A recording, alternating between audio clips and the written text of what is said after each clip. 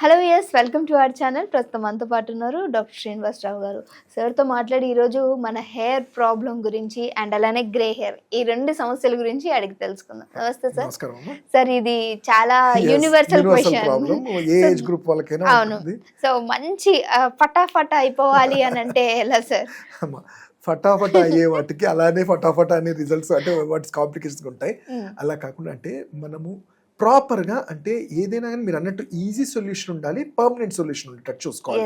At the same time దానివల్ల ఇతర complications కూడా ఉండకూడదు. యాజ్ ఆయుర్వేద డాక్టర్ మేము అదే ఆలోచిస్తాం. అంటే ఎందుకు చెప్తానంటే హెయిర్ అనేది మనం చూస్తే ఒక కాన్ఫిడెన్స్ లెవెల్ ఇచ్చేది. అంటే మేము ఒక పేషెంట్ని అబ్జర్వ్ చేసినప్పుడు వాళ్ళకు ఉండే సిమ్టమ్స్తో పాటు వాళ్ళ స్కిన్ ఏంటి, వాళ్ళ హెయిర్ అనేది కూడా అబ్జర్వ్ చేస్తాం. ఎందుకంటే వాటిని బట్టి ఒక అంచనా వేస్తాం వీళ్ళు హెల్తీగా ఉన్నారా లేదా అనేది. అంటే ఎందుకు చెప్తున్నా అంటే ఇప్పుడు హెయిర్ ఫాల్ ఉన్న వాళ్ళలో డెఫినెట్లీ న్యూట్రిషియస్ డిఫిషియన్సీ ఉందనేది మనకు క్లియర్గా తెలుస్తుంది. అంటే అది జెనెటిక్ ప్రాబ్లం ఉన్నా, హార్మోన్ ఉన్నా, పొల్యూషన్ ప్రాబ్లం ఉన్నా కానీ వాళ్ళ బాడీ రెసిస్టెన్స్ అంటే ఇమ్యూనిటీ లేనప్పుడు హెయిర్ ఫాల్ అనేది ఫస్ట్ సిమ్టమ్గా చూస్తాం. సో ఇప్పుడు మనం చూసుకునేది మీరు అన్నట్టు అంటే ఇది చూస్తే చిన్న ఏజ్ గ్రూప్ వాళ్ళ టీనేజర్స్ నుంచి ఈవెన్ మిడిల్ ఏజ్డ్ వాళ్ళలో ఈవెన్ కొన్ని సందర్భాల్లో ఓల్డ్ ఏజ్ 50-60 క్రాస్ అయిన వాళ్ళు కూడా చూస్తుంటాం. కాకపోతే ఇక్కడ నేను అందరికి చెప్పేది ఏంటంటే ఇది హెయిర్ ఫాల్ అనేది ఒక ఏజ్ రిలేటెడ్ ప్రాబ్లం కూడా ఉంటుంది.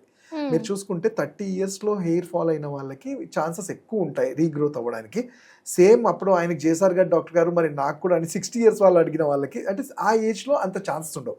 ఇక్కడ ఫస్ట్ థింగ్ నేను ఒక పాజిటివ్ నోట్ చెప్పాలి ఏంటంటే అంటే మిడిల్ ఏజ్డ్ వాళ్ళల్లో 30-40 yearsలో హెయిర్ ఫాల్ అవుతుంది అంటే ఫస్ట్ వాళ్ళు ఒక కైండ్ ఆఫ్ బాధలోకి వెళ్ళిపోతారు, అయ్యో నా హెయిర్ ఫాల్ అవుతుంది. కానీ అక్కడ వాళ్ళకు పాజిటివ్ థింగ్ ఏంటంటే ఎక్కడైతే జుట్టు రాలుతుందో అక్కడ జుట్టు మళ్ళీ వస్తుంది. అంటే రాలుతుంది అంటే మళ్ళీ వస్తుంది. ప్రతి ఒక్కరికి ఎంతో కొంత హెయిర్ ఫాల్ అనేది ఉంటుంది. బట్ ఇది ఏంటంటే ఎక్కువగా అబండెంట్గా రాలటం వల్ల కొంచెం స్కాల్ప్లో వీక్నెస్ వల్ల అవుతుంటుంది. అయితే వీటికి ఫస్ట్ మనం చేయాల్సింది హోమ్ రెమెడీ అంటే దానికన్నా ముందు అసలు వీళ్ళకి స్కాల్ప్స్లో సెల్స్ క్లోజ్ అయ్యాయా లేవా అని చూడాలి. అది చూసుకుంటే ఇప్పుడు ఎప్పుడైతే ఫాలికల్స్ ఓపెన్ ఉంటాయి, కొంతమందికి ఏంటంటే పని చేయకుండా ఉంటాయి తప్ప కంప్లీట్గా డ్యామేజ్డ్ ఉండవు. వాళ్ళలో హెయిర్ గ్రోత్ అనేది చాలా ఈజీగా ఉంటుంది. హోమ్ రెమెడీగా అంటే సింపుల్ అమ్మా, దానికి అంటే అది గ్రే హెయిర్కి పనిచేస్తుంది, హెయిర్ మళ్ళీ రీగ్రోత్ అంటే మనకి మెంతి కూర అంటాం. మెంతి కూర, హైబిస్కస్, మందార ఈ రెండింటిని ఆకుల్ని పేస్ట్ చేసి కొబ్బరి నూనెలో వేసేసిన తర్వాత మనము కొంచెం ఫర్మెంటేషన్ అది హెయిర్ ఫర్మెంటేషన్ చేసిన తర్వాత హెయిర్ ప్యాక్ వారంలో ఒక్కసారి కానీ అట్లా 10 daysకి ఒకసారి వేసుకోవడం వల్ల ఫాలికల్ స్ట్రెంగ్త్ పెరుగుతుంది. సో దట్ ఫాలికల్ స్ట్రెంగ్త్ పెరిగినప్పుడు ఏంటంటే హెయిర్ గ్రోత్ రావడానికి ఒక ఫాలికల్లో 2-3 వెంట్రుకలు కూడా వచ్చే ఛాన్సెస్ ఉంటాయి. అలానే ఆయుర్వేదంలో చెప్పింది నస్యకర్మ అంటాం. దీనికి సంబంధించి కొన్ని స్పెషల్ ఆయిల్స్ ఉంటాయి, అనుతైలం అని కానివ్వండి, షడ్బిందు అని. అవి ముక్కులో వేయటం వల్ల ఆక్సిజనేషన్ పెరిగి హెయిర్ గ్రోత్ అనేది పెరుగుతుంది. అలానే దీనికి ప్రోటీన్ రిచ్, విటమిన్ ఈ అనేవి ఫుడ్లలో ఉండాలి. అంటే మునగాకు కానివ్వండి, మనకి మునగాకు ఈజీగా దొరుకుతుంది.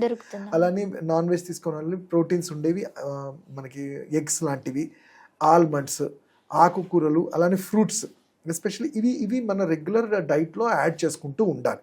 వీటితో పాటు రెగ్యులర్ ఆయిల్ అప్లికేషన్ అంటాం. ఈ ఆయిల్ అప్లికేషన్ కూడా మీరు ఇంట్లోనే రెగ్యులర్ చేసుకునేది ఒకటి అంటే సింపుల్ కోకోనట్ ఆయిల్లోనే మెంతుల్ని రాత్రంతా నానబెట్టేసి ఒక 3-4 days కొంచెం ఎండలో అన్ని పెట్టేసిన తర్వాత అది హెయిర్ ఆయిల్గా యూజ్ చేయొచ్చు.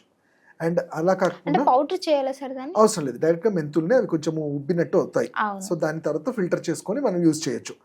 ఇంకోటి ఏంటంటే దీనికి చెప్పాను కదా, స్కాల్ప్ ఒకవేళ వీక్గా ఉండి ఇన్ఫెక్షన్స్ అట్లా ఉంటాయి, ఎందుకంటే కొన్నిసార్లు ఫంగస్ వాటి వల్ల కూడా డ్యామేజ్ అవుతుంటాయి. వాటికి అన్నప్పుడు ఏంటంటే మనకి ఇంట్లో దొరికే ఆనియన్ జ్యూస్ని కొంచెం ఆయిల్లో సిమ్లో పెట్టి అంటే లో ఫ్లేమ్లో ఉంచి ఈ ఆనియన్ జ్యూస్ని ఆఫ్టర్ మిక్సీ బట్టి మిక్స్ చేసి దాన్ని ఫిల్టర్ చేసుకొని ఆ ఆయిల్ కూడా హెయిర్ ఆయిల్ లాగా యూజ్ చేయొచ్చు. కోకోనట్ ఆయిల్లో కోకోనట్ ఆయిల్లో లో ఫ్లేమ్లో పెట్టుకొని ఒక 5 minutes అట్లా మిక్స్ చేసిన తర్వాత దాన్ని అది హెయిర్ ఆయిల్ లాగా యూజ్ చేయొచ్చు. అంటే ఈ ఆనియన్ జ్యూస్ కోకోనట్ ఆయిల్లో మిక్స్ చేసింది. ఇది కూడా చాలా మంచి హెల్ప్ఫుల్గా అవుతుంది.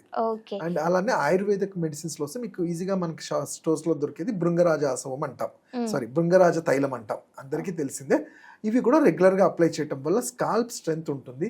అలానే ఆ ఫాలికల్స్లో తగ్గిపోయిన మెల్నోసైట్స్ ఏదైతే కలరింగ్ ఏజెంట్ ఉంటుందో దాన్ని కవర్ చేయడానికి కూడా హెల్ప్ అవుతుంది ఓకే, అంటే గ్రే హెయిర్ గ్రే హెయిర్ వాళ్ళకి. ఓకే, అంటే నిజంగానే సార్ గ్రే హెయిర్ అనేది ఒకసారి వచ్చిన తర్వాత అది మనం ఏమన్నా అప్లికేషన్స్ పెడితే అప్పటి మందం కాపాడుతుందా లేకపోతే దాని మొత్తానికి నేను బ్లాక్ చెప్పాను కదమ్మా, ఏజ్ ఫ్యాక్టర్ చాలా ఇంపార్టెంట్ ఉంటుంది. ఇప్పుడు ఒక 25-30 ఇయర్స్ వాళ్ళలో గ్రే హెయిర్ రావడానికి రీజన్ ఉంటుంది వాళ్ళ మెటబాలిక్ ఫైర్ తగ్గిపోవడం, అంటే వాళ్ళ డైట్ అన్నా ఉంటుంది, ఈవెన్ జెనెటిక్ ఉన్నా కానీ వాళ్ళ రెసిస్టెన్స్ బాగా ఉంటే జెనెటిక్ ఫ్యాక్టర్స్ ఎఫెక్ట్ పడదు ఆ టైంలో.